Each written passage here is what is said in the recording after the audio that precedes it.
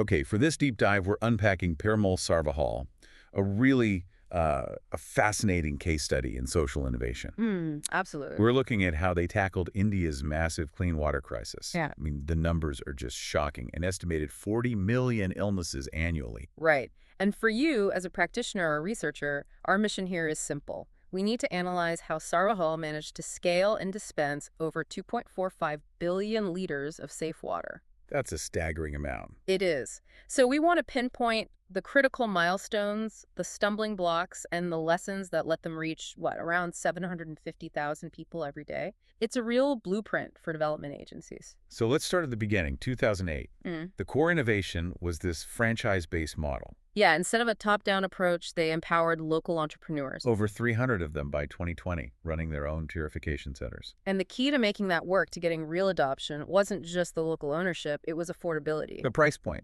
Exactly. We're talking about 6 rupees for a 20-liter container. That's vital because it avoids that dreaded poverty penalty. Where you pay more per unit for smaller amounts. Right. It made safe water a genuinely competitive alternative. Okay, but scaling a network that relies on hundreds of independent operators, I mean, that sounds like an operational nightmare. What was the big stumbling block when they tried to grow? It was exactly that. It all came down to consistency and quality control. Yeah. Early on, you're relying on manual checks and just hoping operators are diligent, and that led to problems. Poor maintenance, equipment downtime. And fluctuating water quality, I'd imagine. Absolutely. Sarvajal realized they couldn't scale without having sort of centralized eyes everywhere. So they turned to technology, and this is where the story gets really compelling. Uh-huh. They developed this proprietary IoT solution, the Suchak controller. Right, the Suchak.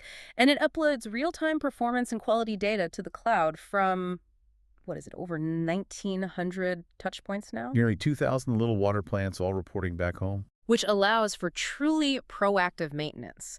And that central tech powers their last-mile distribution. Through the solar-powered water ATMs. Exactly, the automated vending machines.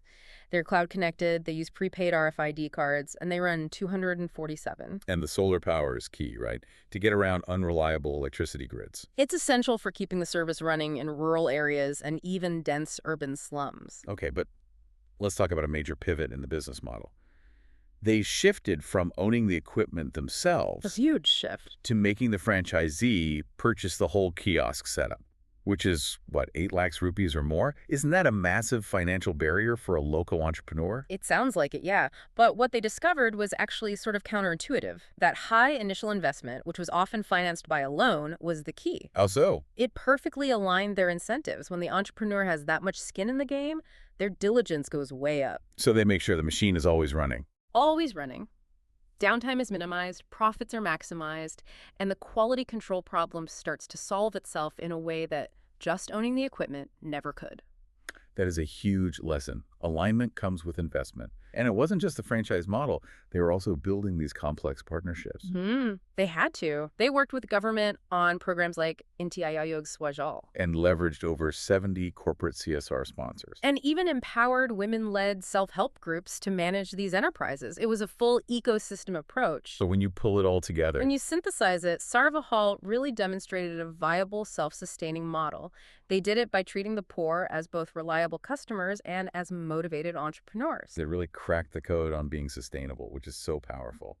But does this market-driven approach really guarantee water for everyone? And that is the critical final question for you to take away. Yeah? Because while the prices are incredibly affordable, the model itself acknowledges that it may not reach the very, very poorest, maybe that bottom 10%. So what's the solution for them? Well, it raises the challenge, doesn't it?